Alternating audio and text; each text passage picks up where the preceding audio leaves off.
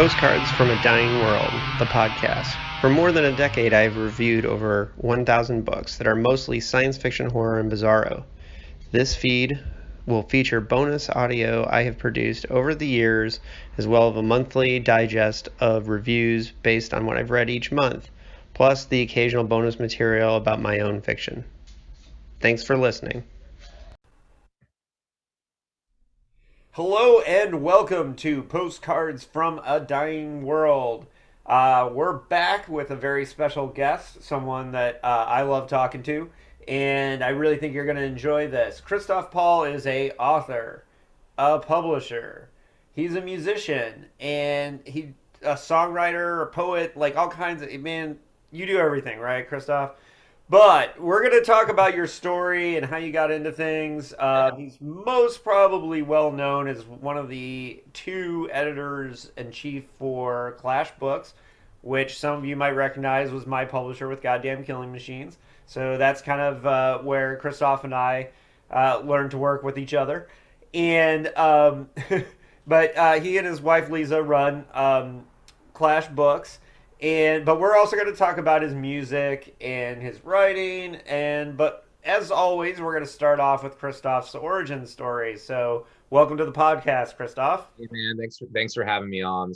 I'm looking forward to doing this, and it's nice to talk about myself because I'm like, as a publisher, you're always like, I gotta pimp everybody else, and I'm like, oh shit, I gotta talk about myself. So it's gonna be a little weird, but I'm ready. Well, that's the thing is you're going to get to do a little bit of both because, Yeah. and one of the fun things of your mission as a publisher is that you get to work with all kinds of different people and promote their work, and that's a fun part of it. But at the beginning, let's start with your origin story. And you and I like have a lot of common things we're into. I mean, you and I could talk about basketball for a whole Yeah. time.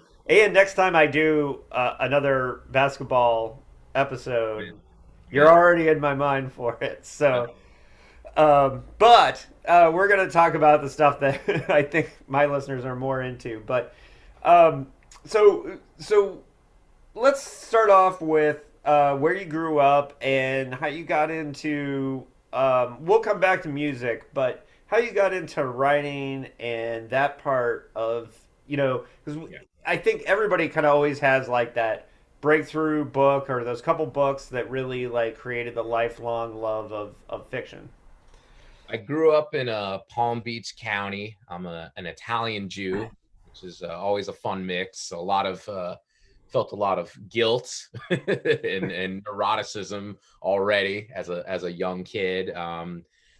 I gravitated toward, which is interesting because South Florida is just such a pretty setting, and it's very fake but pretty. It's like this weird combination of like beautiful nature but kind of the worst of gentrification, suburbs and all that. Like it's a lame place. It's a lame place with Right.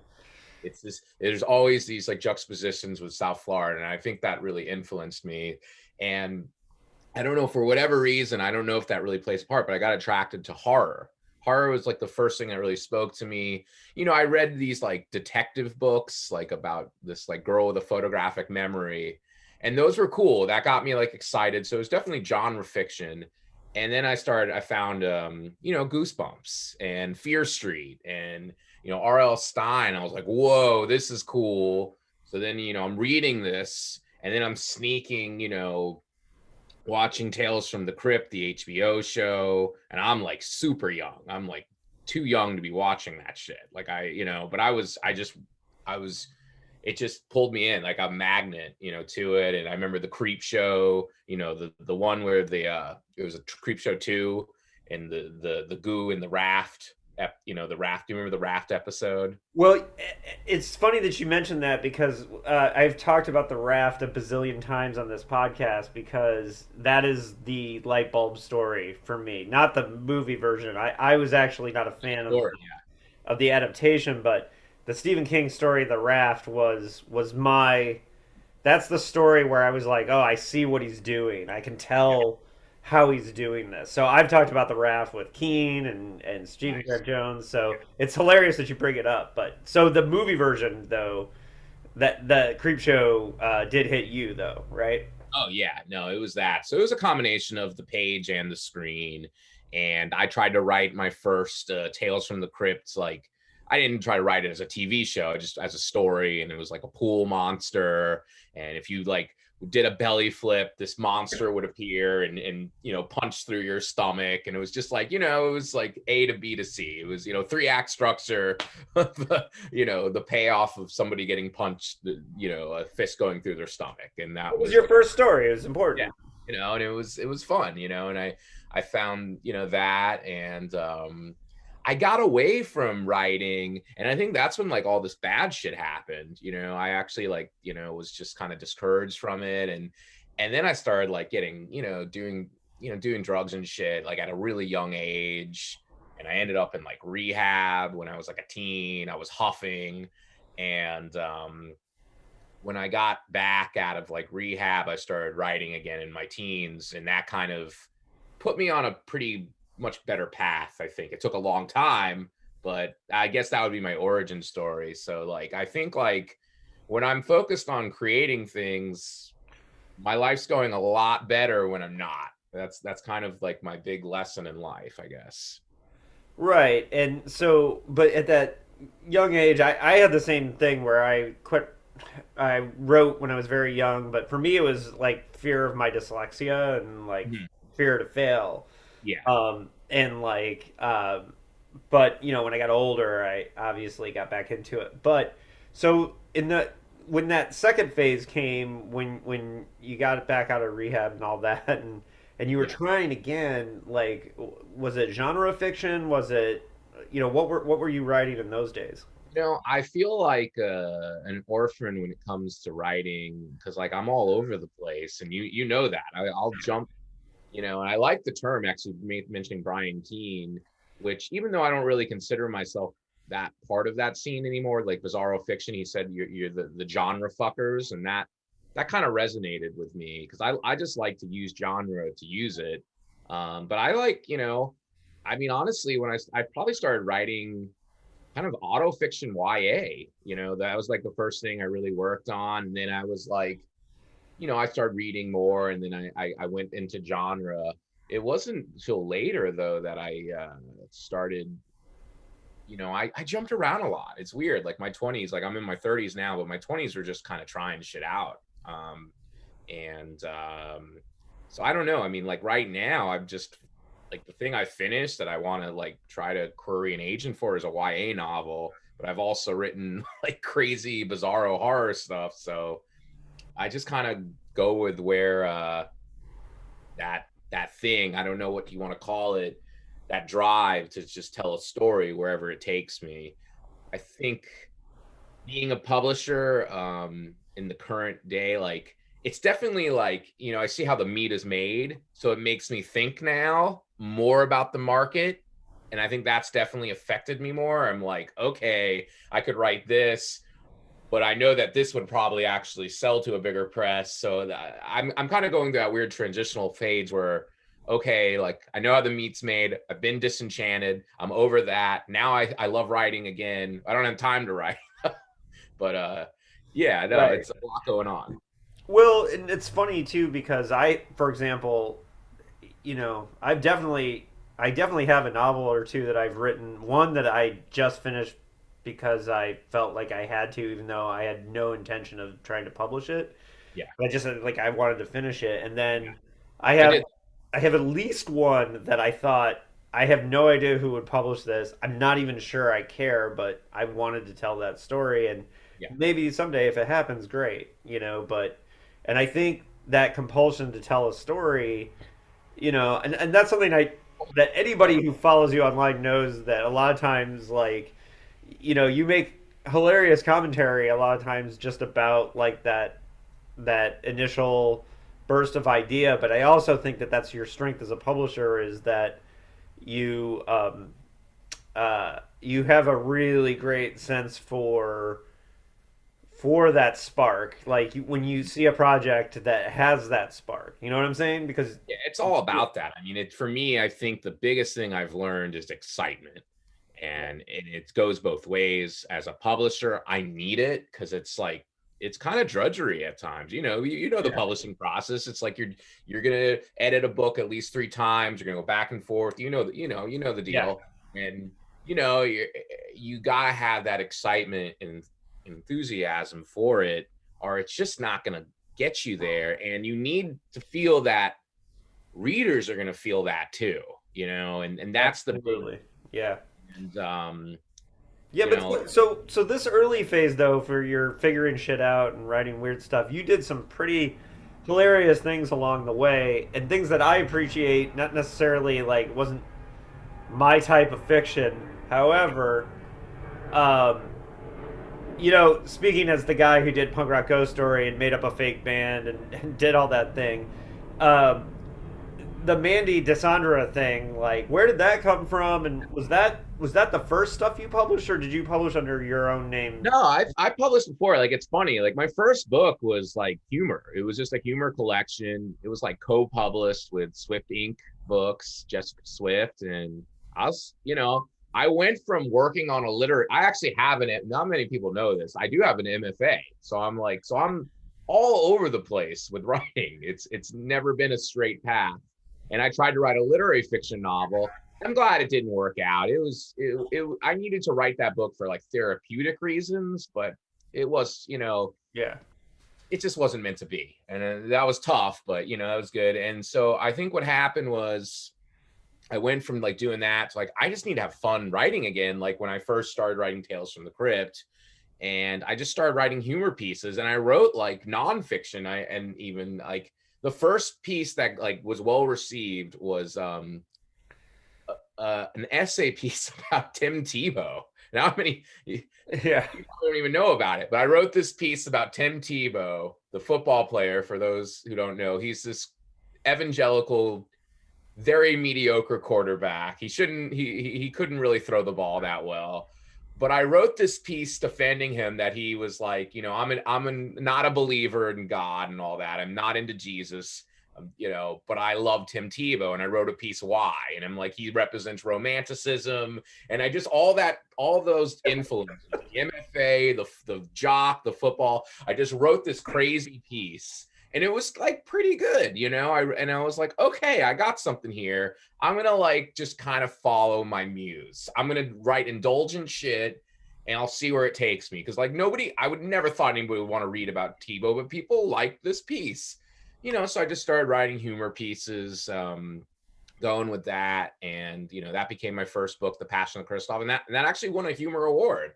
I was like 2013.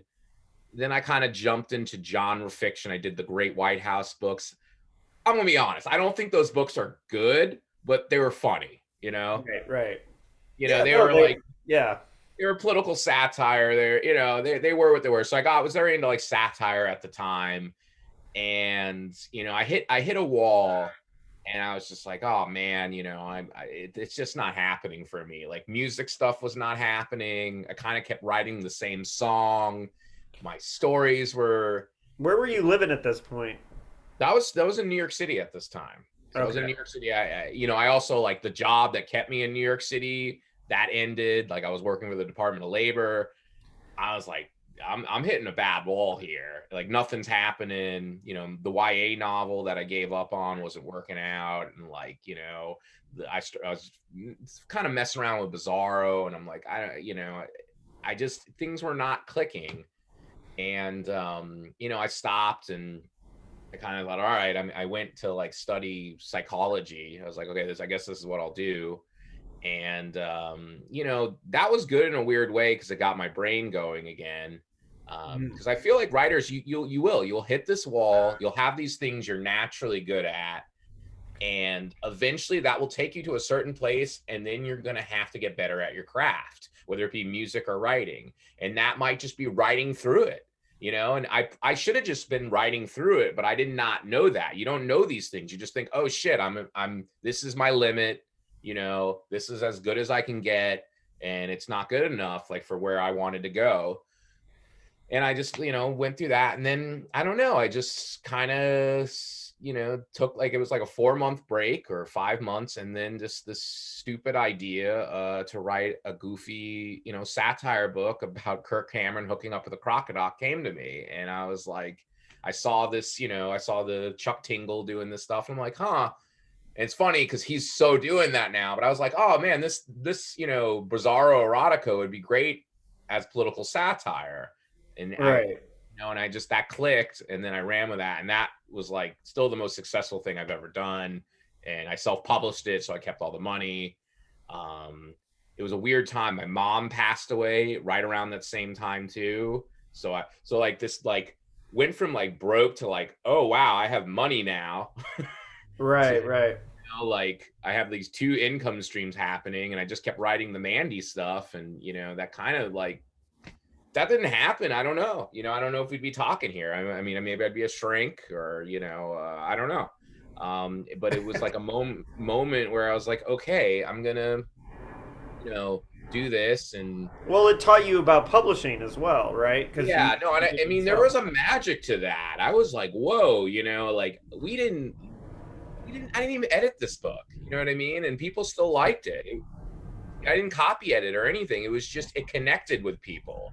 It was the right book at the right time.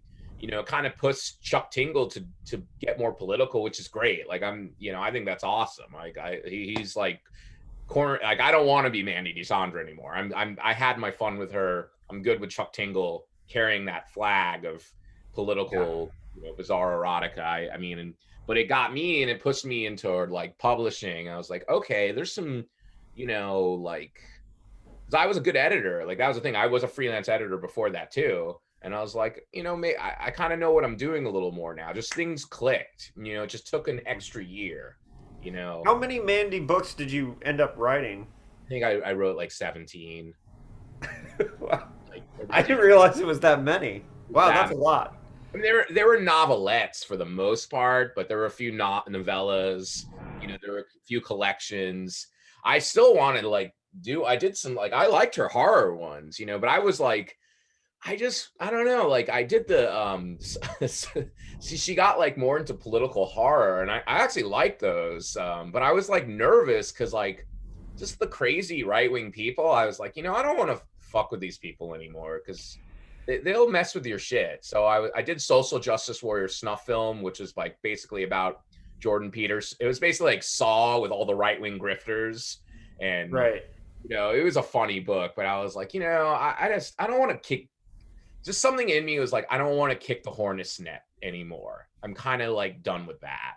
Now I And noticed that you said she got into. How much do you feel like the Mandy stuff kind of like happened in a weird, like out of your control way? Like, how did oh yeah, Mandy no, take? it was like being possessed. I mean, it really was. And Leza hated it. My wife hated it because I would just like obsessively write this nonsense, and it was just like I was like being possessed by like a Gnostic spirit or some shit, and there was just I kind of went from one extreme to the other. I went from like, oh, I can't write. I just can't do this till like I'm gonna write all the fucking time. And I feel like I'm really happy to feel leveled out. It's kind of because that's just for the long haul, that's a better way to be than to like one extreme or the other. Mhm. But yeah, I mean, it was kind of like, she's a she to me. I mean, it's just weird. Yeah. Um, I would like to finish her book Chumming, which is it's basically Crash with sharks. It's about people with a shark attack fetish, and That sounds amazing. it's Yeah. good. Like, and I wrote. I was actually inspired by my friend Devora. She actually was part of Bizarro Scene. She was published by John Skip. She's very into like fetishes and stuff. So I kind of like used her as an inspiration to as the protagonist, as this girl who's just like obsessed with shark attack, and her dream is to like hook up while having a shark attack. But I got to like, I finished act one, and I'm just like, I've not been able to just get back on that headspace to do act. It's just hard. It's hard to be a publisher and do that. And then like, music came back to me like with a vengeance. And like, I would feel like out of all the hats I'm wearing, music's probably the one I feel most attached to right now. And that kind of happened too. where I just switched instruments. I went from being a shitty rhythm guitar player to like switching to bass, Mhm. and that opened a lot of things up. So sometimes it's just switching gears. Yeah, we'll come back to the music. I do really want to get there. Um, but I'm still curious on some of the Mandy stuff. Like, Yeah.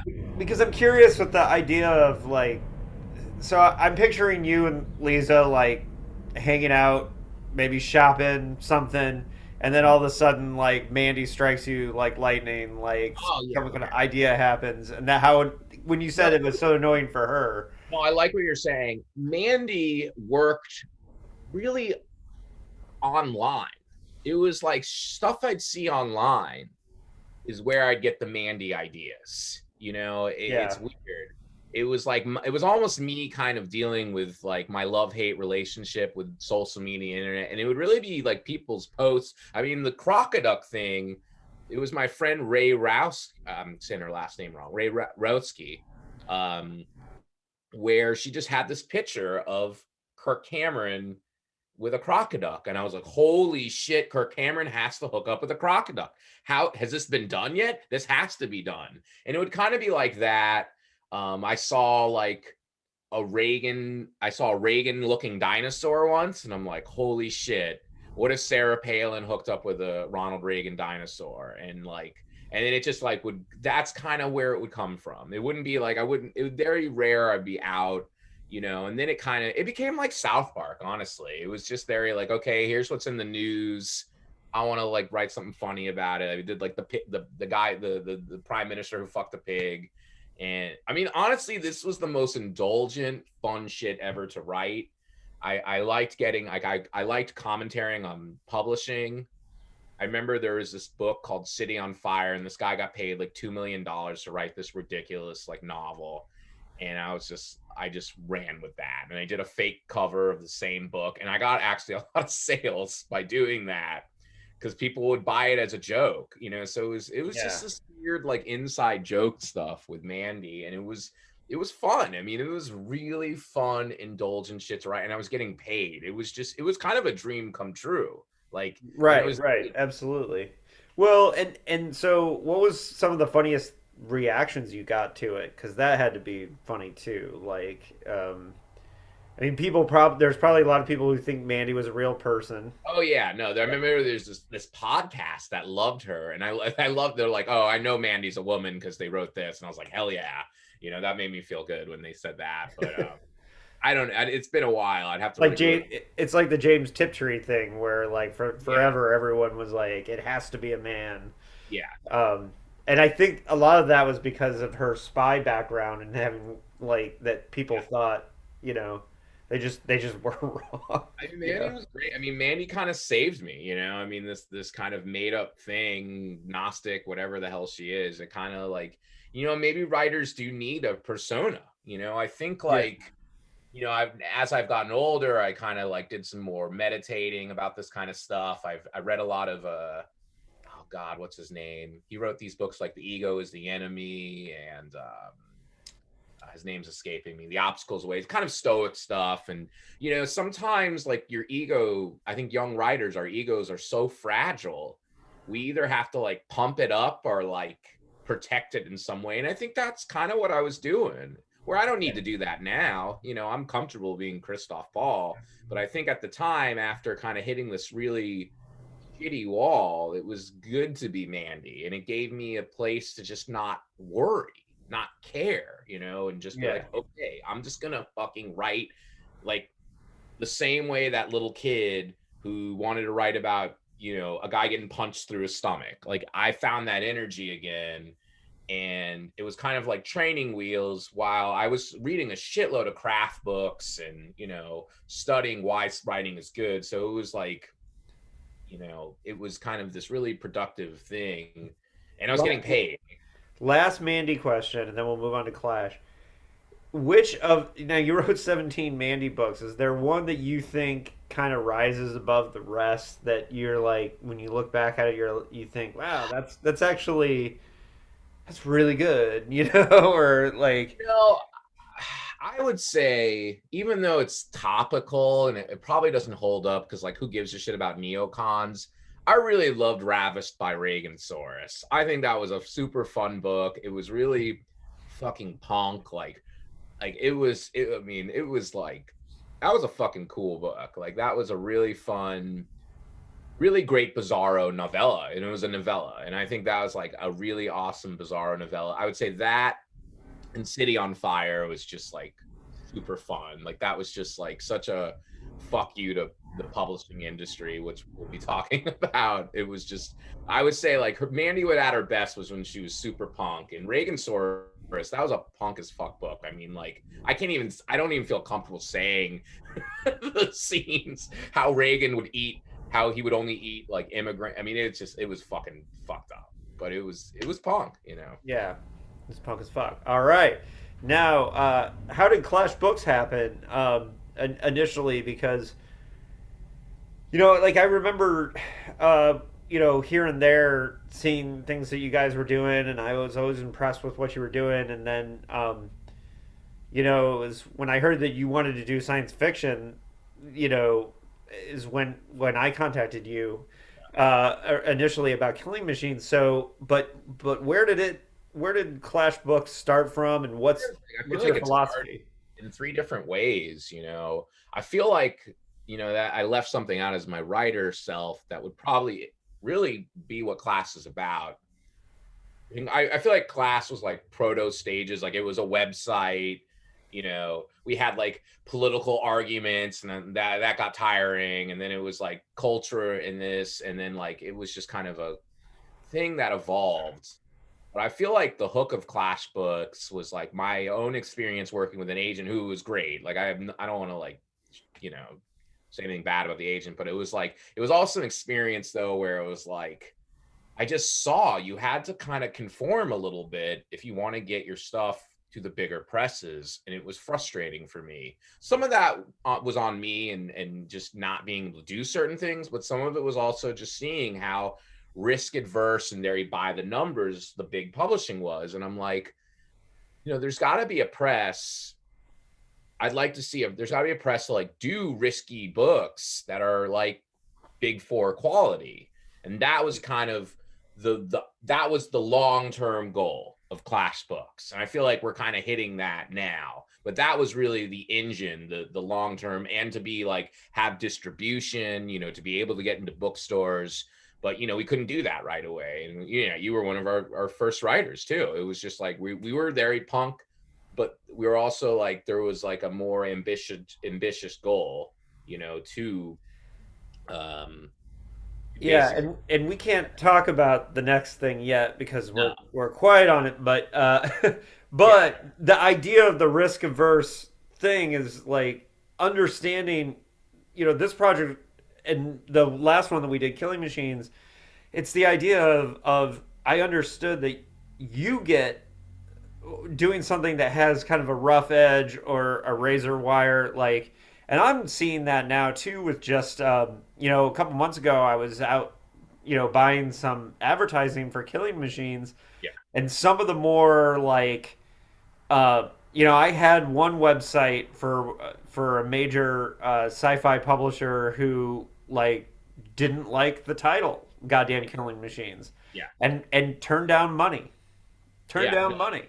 it's And yeah. what's funny to me is like what you said about taking the risk but having the big four quality, like that vision. I can see how you totally made that happen Thank you. with books that even where I were like, a little taken aback by, like Pussy Detective, for example, where I was like, whoa, okay, here we go, Yeah, I mean, but Pussy Detective would never in a million years be published by the Big Four. That is more of a small press book. But we also want books that like are special. You know what I mean? yeah, Like, but I feel like books like Daryl, which is it's like that should have been published by a Big Four, in my opinion, or even the ska book. Those should have been big, but they're like well, it's about a cuckold, and he's talking about how he wants LeBron James to have sex with his wife on the first page. Like, I know agents and I know editors are gonna be like, oh, I don't know if we can sell 20,000 copies of this. And that's the thing. Like, I saw how a lot of this shit works, and I'm like, Right. but Well, Daryl, like,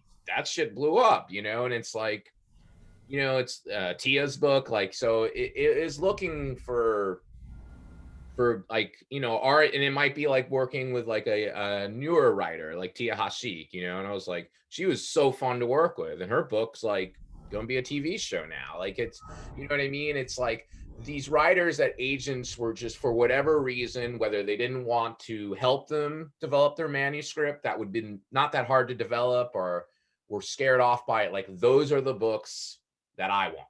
Those are the books that, like, you're just a little too scared to try out.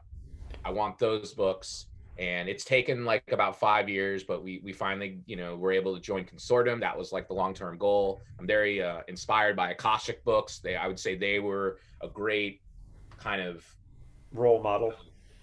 model to go with. They're very punk. I met Johnny as a writer. I actually submitted my literary novel to him like a million years ago, but I was like, these guys are cool. Kaylee Jones, and it's kind of mixing that with kind of like Eraserhead and some of the more, transgressive presses. I feel Mhm. like that kind of was like the influence of Class. Well, right, and like Eraserhead, for example, and I've worked with them too. They do great stuff, but at the same time, that Rose's position is, she has to stay in the cult status. That's like Yeah, a part of their thing. And I think like writing that line is very it's important tough. part of what Clash does and why you guys are special. No, I, And I think just the eye that you and Lisa bring to it is very, thank you. very, very important. I mean, I like, that's the thing. I like mainstream shit. Like, that's the other thing too. It's like we're gonna, I can announce it. We're gonna publish our first cookbook, and it's like, it's a just really nice gift book, and I'm like, why not? Like, this is Yeah. cool. It's a cool, gift book. Like, why not? But it's like, it's, so I like variety, where I think that was the thing where like other publishers, like, I'm going to specialize in this. Like, I read all over the place and I write all over the place, so I guess that kind of just came out naturally. I never was like, okay, we're just gonna like cool, like, we'll publish a sci-fi book. We'll publish, if it speaks to me, we'll publish, I think I would love to publish a romance book, honestly. I would be more than happy. I like that shit. Like, I like rom-coms. I think like the only thing I will not feel good about publishing, and this is more business, is just YA, because there's no way I can compete with Yeah. the big four when it comes to YA. We did a beautiful, beautiful YA novella, and I just, there's no way. It was just like, it was a bummer. I was like, fuck, we just cannot get this into stores, unless like a writer is huge. So it's like, there's certain things you have to be strategic in certain areas. But if I fell in love with a YA book, and for whatever reason it Well, ended with up, the consortium thing coming now, it that might be helps a lot different. too. Yeah, yeah. Well, and I want to say there's something you said on Twitter a couple weeks ago, and it's really stuck with me, and it's something that I've really kind of taken to heart with, especially with the book that Anthony and I have coming out later this year. It really made me feel more comfortable about it because it was one that we tried submitting around to agents and publishers or bigger publishers, and it was a book that we had one agent that was very interested, but at the last minute he like got terrified and said they couldn't live in the book because it was too depressing. Um, and but you said something on Twitter. You said that we need to allow books to be messy. Yeah, And because one of the things that I read, my reading is like half retro sci-fi and half modern, and I've really noticed lately that when I read from the big publishers, like the sci-fi stuff is very sanitized yeah, in a way that I'm fine with, in a sense, because I like that they're politically inclusive and all those things. But I recently read Tarantino's novel version of Once Upon a Time in oh Hollywood. yeah, how was that? It was good. It starts off a little rough, like he doesn't know what he's doing writing, and you can tell he gets stronger as he, with prose as it goes on, right? But the fact that Cliff Booth was so unlikable in the novel, like Brad Pitt's character, and he says awful things in his interior monologue, just awful things. Yeah, And I actually found that comforting in a weird way yeah, because I feel like a lot of the big publishers are terrified to have their characters have nasty thoughts in their interior monologue. they are. They absolutely are. I mean, I saw a thing recently. There was a story, and I like all these magazines. I won't say the names, but like they made the person take the story down because it used a racial slur. And I get that. I get that. And it's like, for me though, I just, does this serve the story? Does it serve the character? Does it serve the vibe? And if it does, and it doesn't feel like you're being just shitty to be shitty, I'm being a shitty editor if I take that out, because there are bad people, and you can't. That's where I fall in it. Like, now, if you're like, you just, it's common sense. Like, if I just see a guy dropping the N word, just for an example, to drop it, I'm gonna be like, this is bullshit. Get this. I don't want to. Yeah, this is Right. nonsense. But if Yeah. you're having a character who that is part of who they are, and you're exploring it in an artful way, you know, Yes, exactly. why am I going, like, that's the difference. It's just a mindset. Well, and Now, that's what I took by you saying let books be messy. yeah, And I really like it was reading that Quentin Tarantino one that where I was just like I was like, he got a and Noah Hawley, I'm reading the new Noah Hawley novel, right? I like No Holly a lot. Yeah, and there's some messy stuff in there. And then there's some stuff where he really plays with like avoiding the um like instead of saying Republicans and Democrats, he says like uh swimmers and runners or something like that. Mhm. And it's very clear what he's saying anyways, Yeah, right? But he's kind of sort of poking fun at the people who are afraid to talk about it, yeah. and I thought that was kind of neat. And but I really appreciated what you said about Yeah, allowing that books to be resonated messy. with people. And I'll just kind of, when I tweet, I just, like, a thought pops in my head, and if I think it's semi interesting, I'll share it. This is why I have a lot of typos, because I just, like, fuck it, I'll just let it out there, and I'm going back to doing what I have to be doing. That's my ADD. Uh, Yeah, but I yeah, always my dyslexia. I skip words, especially when I'm typing on the phone. yeah, I I'm just like, like, yeah, I don't, I have to kind of let that go. it's not like, but yeah, no, that resonated with people. And I think that, yeah, it's different philosophies though. I'm very like, do what's good for you, and I'll do what's good for me. I'm not into like, oh, an editor should, I mean, the big four is doing what they think is right for them. Like, I'm not, like, I'm going to submit this book to an agent. And it's interesting, we're talking about this just to bring my writer self back. Like, this YA book I did, I mean, Yeah, I reined myself the fuck in. Like, I mean, I really had to, because I know there's like real rules, but I was like, it's this weird combination where I'm like, I really love this story and character. I really love it. Like, this is one of the most personal things I've ever written, but I'm also writing in one of the toughest genres. And I was able to actually walk that. It took about 6 drafts, but I was able to walk that line. But, I threw stuff in there. Like, I have a scene where at IHOP, my character's friends throw pancakes at turfs. Are they yeah, gonna if are they gonna keep that scene in? I don't know, and if that's a thing. Like, if is that gonna scare an agent away? Maybe, but yeah. I felt like that was a good scene, and we'll see. I mean, I get the game, and I'm pragmatic, but I picked my fights. Like, I'm like, okay, this is gonna be, but I'm gonna let myself go a little crazy here. Like, I had it where my character does ecstasy and when he's working at Kmart, and I let him go crazy there. So I picked my spots with the YA where I like, all right, I'm gonna do some risks here, very calculated risks. Where other, Mandy, I just, the whole fucking book was one big risk. Well, what's funny is what Anthony and I went through was that we knew we had a book that was written with really high quality, but I had a feeling that agents would be terrified of it, and we would, Yeah, and so what we basically decided was we had a horror publisher that was interested in it, and then we just asked them like, hey, can we spend some time, shopping it and see what people say, and knowing that we were probably going to have to come back, Yeah. and we came close with one agent, and then honestly, like when the George Floyd thing happened, it terrified him because we were writing a book about systematic racism and classism, Yeah. and 2020 just freaked him out, and then we were like, well, that's what the book is, so we're just gonna live with it.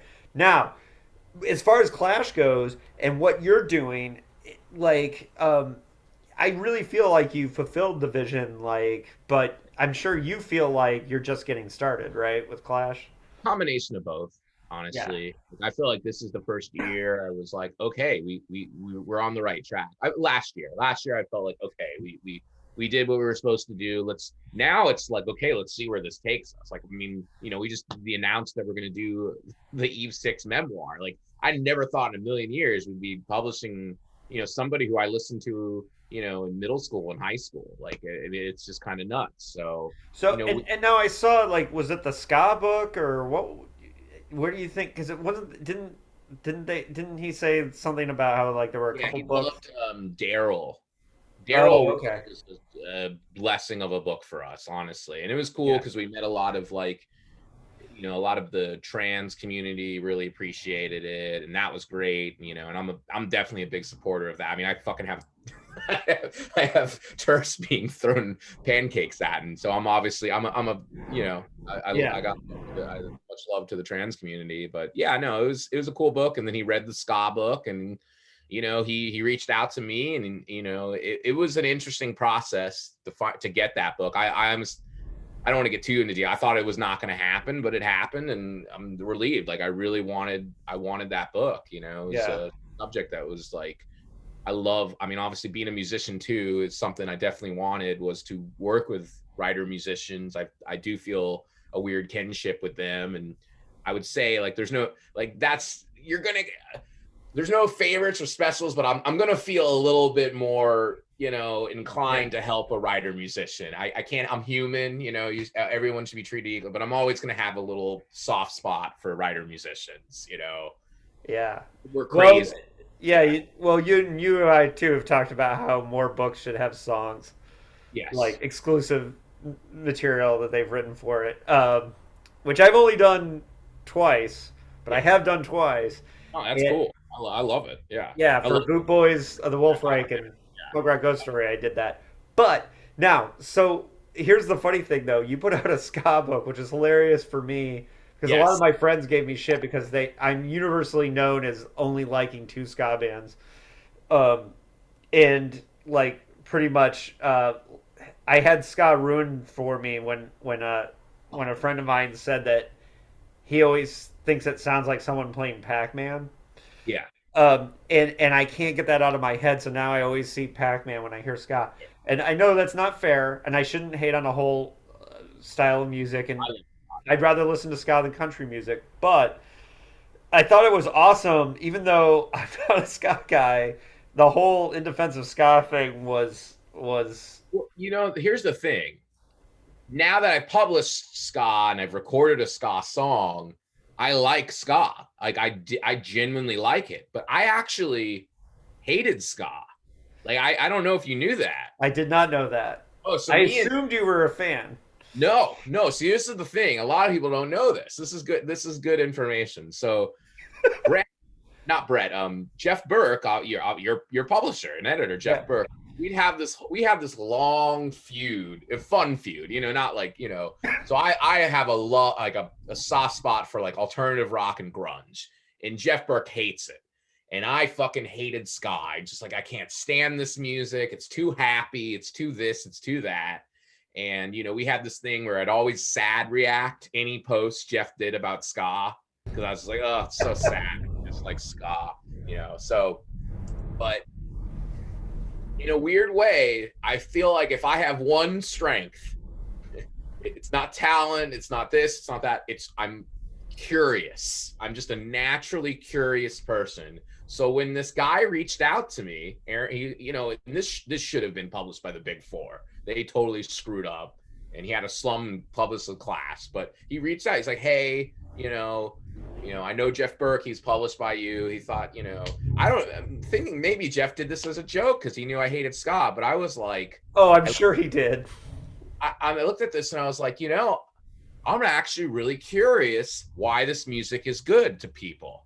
So I was like, and I'm like, I know this has an audience. So I'm like, I do have to think about the financial side of publishing to some degree. So I'm like, all right, this book will sell, but I like, if this guy can make it that I feel like convinced that ska is a decent music, we got something special here. And it did. It worked. And I ended up even recording a song for my own band for the thing, of the song of the book. So Well, that's hilarious, and because people who know how much I can't stand ska, a couple of my friends laughed when they noticed that the same publisher that put out my sci-fi book yeah, had it put is. out it in defense of ska. And I had more than one person like kind of send me the link and be like, are you gonna read it? And I was like, because like I felt the same way about ska. Now that being said, I have never said I would not read it. Because the thing is, I did have a ska phase in high school Yeah. where I did like ska. It's just the only bands that I can still listen to are the Specials and Madness. Like I mean, I like the specials. I mean, I think everybody likes the specials, but I think Specials, I think just like transcend. Now that being said, so that's really cool, and I do think that being curious and being open minded, you kind of have to be a lot of times because that's the mistake that when you hear that certain very famous books like Dune, for example, got rejected by everybody and then got published by an automotive parts catalog publisher. yeah. You know, No, Sure. yeah. I know that story. Yeah. I mean, it's just that's the Yeah. thing. I mean, we had recently I had a conversation with a guy on like it was this weekend, and I'm just like this is another one. This should be published by the Big Four, but I guess like Class's success of the Big Four's failures, basically. Like the books Yeah. they just don't. And these books would sell a lot more if they were published by the Big Four. But you play the game. You know what I mean? Like Yeah, but they that's wouldn't have you and Leza like and your eye on it, and that means that and helps that to mean some degree. They'd have a yeah. lot of more money behind them, but now that with consortium, it does level the playing field to some degree. I feel like we're around now. You know what I mean? Like we're for Yeah. better or worse, we're not going anywhere. Like we're definitely feel solidified, and that is a good feeling as a press when you're like, okay, economically and where we're going the next, we're going to be okay. And that's a good feeling for a publisher. When you have a few hits, you need that. I mean, that's the thing with music or writing. You need, you know that you had a zombie hit. That Yeah. book was like a fucking hit. It helps to have a hit because then you can try different things. It's a lot harder. Like I definitely think, okay, I know some books. I'm like, okay, this isn't going to be a hit, but this is a great book. Fuck it, but I gotta find like 2 or 3 that I'm like, this is gonna like sell some books so I can keep taking chances on the other books. And that's kind of my Well, model. and if you can trust that the author is going to eventually have a breakthrough book, it can, in hindsight, Yes, that helps too. That helps yeah. too.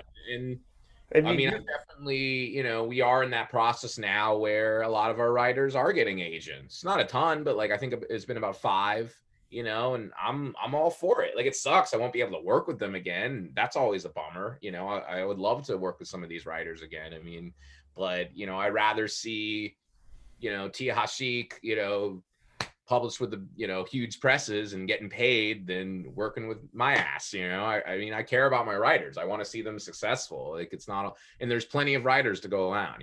I'm okay with like helping launch somebody's career that they go way bigger. I'm more than happy with that. That's yeah. fine with me. Well, but they should also not forget their roots, and Oh yeah, in my no, I know opinion, none of them do. and that's No. my opinion. But anyways, so here's the thing. We got to talk about music now a little bit because we've gone into the other things, and I don't want to run out of time for. So, and I had, so what's your origin story with music? Like, what was the first music that you really got into? I mean, I was into all types. I was into hip hop. I was into grunge. Like I loved both at the same time. I just kind of like found that when I was in grade school, and I was like, this stuff's cool. Like this stuff just, like grunge and alt rock was like, this is how I feel because I suffered from like depression at a very very young age. So I was like, this is how I feel, and hip hop was like, this is how I want to feel. Like hip hop was Right. like full of all this positive energy, even though a lot of like West Coast gangster rap was like just about doing drugs and shit, but it felt happy. It was really. I've learned this as a musician. Yes, lyrics are important, but it's how they really make you feel and how the rhythm matches with that melody and how it actually makes you feel. Where a book, each sentence it stands on its own, but a melody can overpower any lyric, in my opinion, and the beat. Like that's what matters to me. How that melody and beat make you feel. It really is more important than what even the person's saying. And then coming up, you said you played rhythm guitar mostly. Like, Yeah. So yeah, I mean, I found music later. Music was just like, oh, I like this, and I started like playing in shitty bands in high school, and all that, and then like well, that's not exactly later. I think that's you're still pretty young. yeah, I was But still pretty young, but it wasn't like, oh, I was like 8 and I'm like playing music or something. Like it wasn't oh, like okay, I see what you mean. Well, yeah, and then I gotta say, so the new band, right? Dionysus the Effect. Dionysus Effect. Dionysus Effect. Okay, yeah, I'm saying it wrong. Well, here's the funny thing about it because I'm a very closed-minded person musically. I admit that. I say it all the time. Like, one of my pet peeves is when people say like I like everything. When you say what kind of music you like, Mhm. that drives me nuts because I like pretty much like metal, punk, and like occasionally I go, oh, I actually like Aha, or Right. whatever. So every once in a while, or Depeche Mode or something. So I like random things here and there. And so one of the funny things about it is you've been doing this band and starting this band is I was very happy for you because it seemed like it was doing really good things for you, but I just assumed that I wouldn't like it, right? That it Yeah. wouldn't be my thing. And so when you put out your first single, I was pleasantly surprised Oh, that, thanks, man. that I did like it, and Yeah. partially because, and it's funny, and I don't mean to pump you up just because I know you're the bass player, but I really liked how driving the bass was in the, and I've only heard the single, right? So that's all I can go by. But what I thought, because you guys are kind of playing like an alt rock, like Yeah. kind of, Oh, yeah, and as close as I get to that kind of thing is like Failure or Quicksand or something like that. yeah. Failure is cool. Yeah. No, failure. I like. That's a cool influence. I mean, yeah. It's interesting. I mean, it was just kind of like this kind of plays a part. I say even bring publishing. Music is different. That like publishing, it all comes down to me working with people like you, working with people like Greg Mania or Tia. I'm just naming name like it's like I think I actually tweeted this like a talent I have. Maybe I'm talented, maybe I'm not. I don't even give a shit anymore. But I'm definitely talented at working with talented people. And I feel like that I can definitely proclaim. And I met this amazing guitar player when he was a kid. And I was like, this is when I was trying to play a band in New York City. And this was like 9 years ago. And he was a kid. Like he was a kid. He couldn't even drink, in the bars and shit. And I was like, this kid is a guitar prodigy in the making. And we tried to have him play lead, and it wasn't the right time. But me and Yeah. him became good friends, and I was very supportive of him. We became good friends. And then, somewhere around the line, I switched over to bass. And I was like, I'm kind of feeling music again. I'm liking this new instrument. It gave me a new excitement for music that I felt really burnt out on. And I just started really playing, practicing every day. I was like, okay, I'm going to really embrace this instrument. I was already a singer.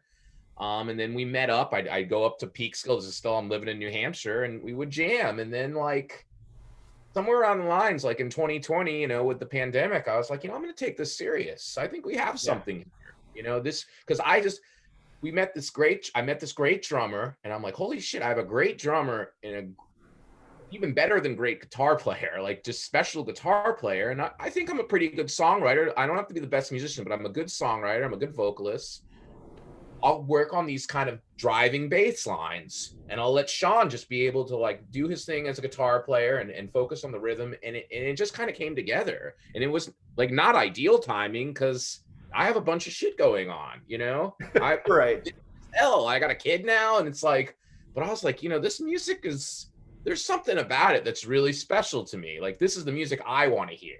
Like I listen to myself when I play basketball at the gym. Like I'll go through album order. I'm very meticulous about it. I'll go through the demos. I'll listen to them. Kind of what I listen to when I work out. And it was pretty cool. We put out our first single. It's been like, I think like 8 or 9 days. It's been like over, I think we're hitting about 2,500 listens on Spotify, which is like fucking nuts. It's still blowing my mind away. Yeah, you should be able to get a cup of coffee soon with that. Yeah, I'm gonna like, I'm gonna be able to like I'm buy it. making fun of them, not you. No, I think it's great. You guys are. Oh no, but no, that's a whole other thing. Like that, Yeah. E6 actually is hard, and thank God because Spotify is totally. I mean, it sucks. Like I'm like barely.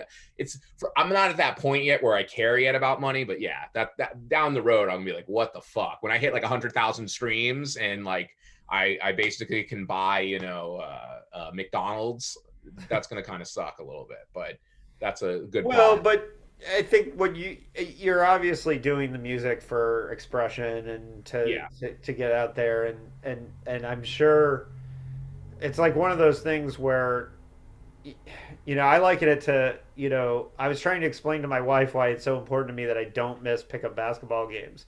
Because this, like if you just go and shoot hoops, that's fun, but to get into a game, you have to be there at the right time to have, Yeah, 10 people who are going to play.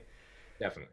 And for me, it's like all that energy that I used to express going to hardcore shows, being in mosh pits, I kind of get playing basketball now. Yeah, no, totally. And I also feel like that where you have to think on your feet and move real quick and you got to get the rebound and like make sure you make the right pass and um, or whatever's involved in basketball, like that increases. I do better writing on weeks when I played pickup games 3 days. I do better writing, even though I've taken time out of my day to play basketball or whatever. And I think with you, it's probably the same with music that channeling your mind into playing the songs and playing them perfectly is probably sharpening you for the editing, the writing, the Oh, for sure. I whatever. mean, honestly though, like I feel like music's kind of taken over, and I'm okay Yeah. with that. Like right now, like I feel way more like a musician than a writer, and at first that was a little weird, but I'm like cool. Like honestly, like publishing is like it's a job now. I mean, I'm really blessed. It's crazy that I can say that out loud and not even think about it, but it's a Right. job. I'm an editor too. I freelance edit, but it's a job, and I would say like music's kind of my passion right now. Like that's kind of where my heart is. And it's cool. I mean, I'm a really lucky person. I right now I'm barely writing, and I'm kind of okay with that though. I'm okay because Yeah. I'm writing songs. Like I'm You're still still writing. writing. Yeah.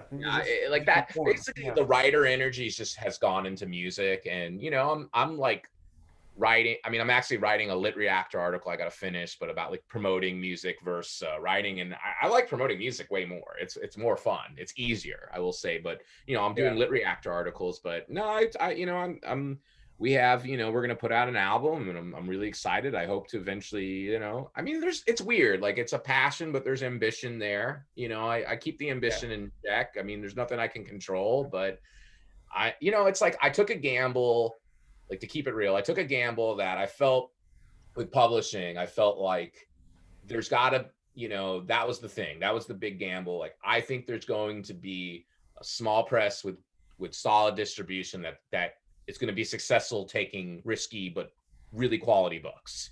And my other gamble now, I guess, is like I think there will be some type of rock revival, probably kind of 90s, early 2000s area.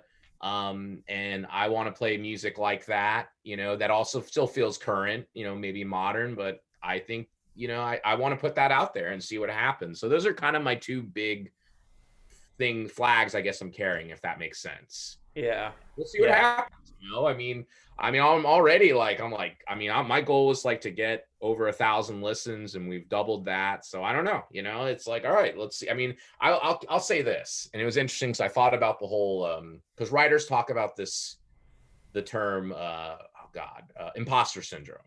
Yeah. And I do hate Spotify, by the way. Shout out to Eve Six. I do think it's an evil corporation. But we got put on this and this was like really surreal. We got put on this Spotify list, and it was like a workout list. And one of my goals was just like, I want to make good rock music people can work out to. I know that sounds not cool, but that was like a real goal I had. And we're on this list, and I'm like, holy shit, these are like good bands. This is like, we're next to like fucking Motorhead and like, Right. White Stripes and, a lot of the current bands. And I had like a moment, but I was like, you know what? Fuck it. Why not us? I was like, why not? Right. Like, why should I feel weird about this? Like, I feel good about this song. I'm not saying I'm Lemmy or some shit, but like, why not? Why not be part, with these artists you've been inspired by? So that was an interesting moment where I could have been like, oh, fuck, do we belong here? But I just was like, you know what? Fuck it. Like, I'm proud of the song. Cool. We're cool. We're with a bunch of other cool bands. Great. Yeah. Well, and you're always going to have those moments where the imposter syndrome is a thing, but like Yeah. you have to kind of put that aside and for in the moment of creation. You have to totally believe in the moment of creation. And then outside of that, like, there are times where the universe will put you in check if you're not ready. But when you're writing, I think you have to have that confidence. Otherwise, It's a balance. Like, there's a weird, like, I feel good about that. All the things, like, I just feel like I have a way healthier mindset. And I feel like that's its own reward yeah, by doing art for a while. Like, you just approaching it healthier. And that really is its own reward. Like, it's not about ego. It's more about the craft. Like, you're okay with the business side of it. You're not like immature about that either. Like, I think just being balanced and approaching art is probably one of the biggest goals and successes you can have in the whole thing. Because you trust me, I mean, after having like highs and lows, I mean, after it's been kind of crazy to reflect on all this shit talking to you for this past hour and just thinking about Mandy DeSandra, thinking about other books bombing and class, and I've had a real roller coaster, and it's, you just don't know, you you can don't. just No. take All right. it. So how can people find your band and what's coming next and how can people help promote what you're doing? Yeah, no, I mean, first with the band stuff, you can literally Google us, the Dionysus Effect. We're on YouTube, we're on Spotify. It's looking really good. I have to talk to the guys about it, but I feel 90% sure about this. So it's looking that like Daryl, which is a book I published. I actually wrote a song inspired by Daryl, and it's looking good that will be the second single. Hoping to put that out later this year, and the album will be out by probably the end of the summer. So there'll be a full 12-song album, the debut of the Dionysus Effect. So yeah, just look on any music streaming services, and of course there's clashbooks.com. There's a ton of books, including this awesome host right here's book, and yeah, you can. Right. Well, and I know you've got plans through most of next year, so you guys have got a really great agenda going forward. So Yeah, there's I mean, really like, cool stuff to go. I'm stoked. Like, I have, like, we do things in seasons now with Consortium, and like, you, I can't say too much about you, but yeah, there's season 3. It's it's pretty damn cool. Like, the E6 will be part of that. Something David might feel very good about will be part of season 3. We looking like we might have some other horror books and some great literary, not like, it's just yeah, I'm very excited about that season. Yeah, yeah. I just, I really appreciate like all the work that you guys do, and I think that all the authors feel real appreciative for the energy that you guys bring, it's funny the amount of times that I've been talking to people in the literary world when they say who are your books published by, and I say Eraserhead and Clash, that like I've had a lot of real positive reactions to just, oh, you have a book with Clash. I'm like, yes, I do. That's nice. And I think that the reputation is growing for a reason, because you guys have put out some really amazing things. Now, writing wise, I think that if you're feeling the energy towards music, that's great. I'd love to see you I'm do gonna more fiction. I want to see what happens with this YA novel. Yeah, So I'm gonna do I'm honestly, like, to keep it real, I'm gonna wait till like some of the music stuff is done. And I hate thinking like this, but my brand will be better, like oh, totally, yeah. yeah. And then I'm gonna reach out and be like, hey, here's my YA novel, it's good to go, and we'll see what happens. That's kind of it. But I'm gonna try to get some other stuff done. But right now it's just just there's Well, and just you too never much. know how these other creative outlets just, like I didn't realize how much doing dickheads would, you know, just make me a better science fiction writer. Like just I can't wait for people to see the influence that doing it has had on my work. You know what I'm saying? Like, because when you spend all this time learning about these things, you learn different gears and different functions, and that's, I think, too, what's going on with you in the music. Because I'm sure, like, because you did music as a teenager, but doing music as an adult, and I bringing know what everything. I'm doing with music now, which is a nice thing. Exactly, I yeah. didn't have that ever. Like, so, like, know my craft to some extent. So that, sometimes it's just, timing. It's weird. It's like, like, it's so funny in this way. Like with music, I feel like, oh man, I'm like older now. Like it would have been so much better if this got rolling sooner. But it's like I wouldn't have the craft I have now, and like, fuck Exactly. it. Like, yeah, it's harder. Like it's gonna be harder to do music now, but I'm gonna do it. Like, why Chris, not? yeah. Well, Christoph, I think this is going to be a really fun interview for people Oh, to check definitely. out, Thank you and for having me. because I think some people, like, they know you from your tweets and things, but I think You don't to really know me, yeah. yeah, I think it's good to really get people see like what a fun guest you are. Hopefully, we'll get you on some more podcasts. But and I'm doing more panels in the next year. Is one of the things I'm planning to do. So I will be in touch. But uh, you know, it's the music. It's I'm pretty. I know this sounds a really silly thing to say, but I'm actually pretty proud of you for Thanks, man. for No, I for appreciate that. it's like when you hear when you see friends or people that you work with, like, doing things that you know I real you've always been a musician, but to me it seems a little bit out of the comfort zone. No, yeah. It's And totally, it's I'm caught proud people of off. you. No, I mean, it's kind of funny. I'll say this. I'll end with this. Like one of my favorite horror writers of all time, Paul Tremblay, like likes my music, and it's like mind blowing. You know what I mean? Like Right. it's funny. Like I would, yeah, it'd be awesome to get a Paul Tremblay blurb or whatever. But it actually means way more to me that Paul connected with my music maybe more than he would with my writing. I don't know why that is. Maybe it's psychologists can figure it out, but it just really meant a lot to me that an artist in another art form can appreciate what I'm doing. Like that actually is so cool to me. So yeah. Well, and a closed-minded music asshole like me too. Like, Yeah, no. because I honestly, I'm telling you, like, when I put on the song, I was a little nervous. I was like, what am I gonna have to say if it sucks? I hope my publisher's band doesn't suck, so I don't have to say anything. No, I get Right. it. I And figured a lot of people were gonna be like, "Oh, Christoph, he's a fucking publisher." What? But I'm a genuine, singer and musician. People get surprised that I can sing and and And play. very specifically, I thought the bass line in the single was great, and so that was one of the things that it was like really comforting for me. That I was like, "Oh, that's awesome," you know. And but yeah, no, it sounds like you're doing great stuff, and I'm really looking forward to hearing the full album. Thanks, man. And maybe we'll have you back when we have a whole album to talk about. That'd be So. awesome. That'd be awesome. All right, Christoph, thank you for joining All Postcards right. from the Dying World, and I'll put some links and stuff in the show notes so people can find that stuff directly. And say hi to Leza and Remy for me, and I will. Thank we'll you, man. talk again soon.